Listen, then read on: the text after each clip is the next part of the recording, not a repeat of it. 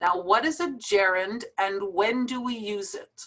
Well, a gerund is a verb that ends in ing, which then becomes a noun in the sentence. So sometimes in sentences, there are two consecutive verbs in the sentence. And the second verb is sometimes used in the infinitive form and sometimes in the gerund form. So let's switch over to our work screen as we always do and have a look at these gerunds and when we use them. So now these verbs here that we're going to be looking at are always followed by the gerund form. Okay, and I know that you're not going to like this, but you have to memorize these verbs. You have to learn them by heart and always use the gerund form after these verbs, okay? Now this is really important to know when you're speaking English and you want to have a perfect sentence. You have to know whether to use the infinitive or the gerund form after your first verb. Also extremely important if you are writing the federal or provincial exams in Canada, because this is one of the things that they like to put on these exams is knowing whether you use the infinitive or the gerund after a particular verb in the sentence. So let's look at these verbs, okay? Now you have to learn them by heart, okay? Here we go. To mention, to recollect, to dislike, to resist, to support, to prevent, to resent, to recall, to detest, to complete, to risk, to practice, to miss, to finish, to tolerate, to acknowledge, to consider, to keep when we use it as to continue, to anticipate, to feel like, to recommend, to be accused of. Okay, so it doesn't matter which verb tense the first verb is in. That doesn't change anything. It's just knowing these verbs are always followed by the gerund form, which is right here in red. Okay, let's start. To acknowledge. We acknowledge receiving the order last Tuesday. So just so you know, we wouldn't use the infinitive here. We wouldn't say we acknowledge to receive the order last Tuesday. It's receiving. He finally acknowledges losing the election. To recall. I don't recall seeing him there last night. Do you recall meeting my brother at my pool party last summer? To prevent. How can we prevent bullying in schools? She monitors the purchases closely to prevent unnecessary spending. To detest. We detest sitting in traffic every morning.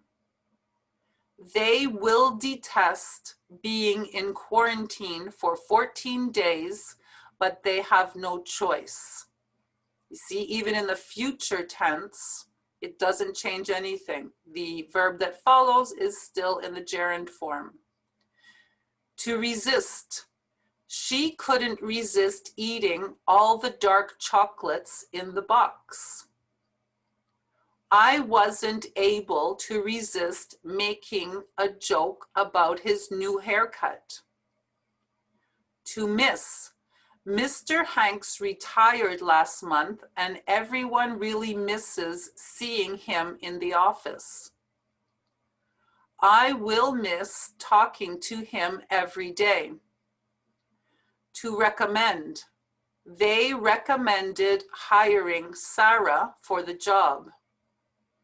Your mechanic will recommend replacing the brake pads on your car.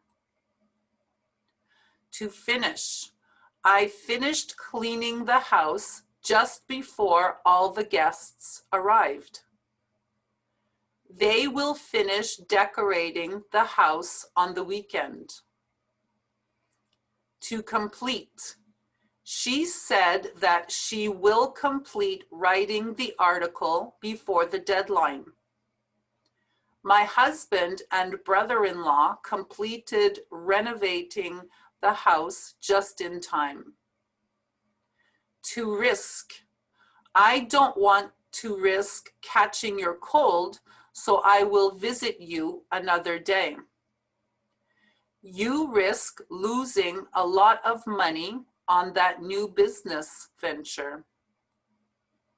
To dislike, Karen dislikes driving at night. We dislike living in the city, so we will relocate to the suburbs in the spring. To resent, she resents being told what to do. That's why she became self-employed. Many people resent paying taxes, but the social system relies on these tax dollars. To feel like, I feel like staying home tonight. They felt like dancing in the rain, and that's exactly what they did.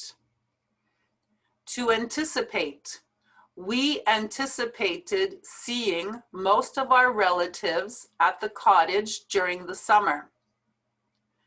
The students anticipate having a great time in Cancun during the spring break. To consider, I considered accepting their offer. We are considering moving to the city. I will consider giving you another chance. You should consider investing some of your money. To keep or to continue, she kept talking even though nobody was listening. We will keep listening to his podcasts because they are so informative. To mention, she mentioned dedicating her latest novel to her late husband. I hope she mentions skiing for our class field trip. To practice, the kids can practice throwing the ball in the field. Because she practices playing the piano 2 hours per day, she is really good. To recollect, she doesn't recollect telling him about it. I don't recollect borrowing money from you. To support, I support taking drastic action immediately. The citizens supported spending the money on improving the park for the children. To tolerate, we could no longer tolerate listening to her sing, so we left before the show ended. How did you tolerate waiting in line for so long to get the tickets? To be accused of. He was accused of smuggling contraband items into the prison. She was accused of stealing money from her employer.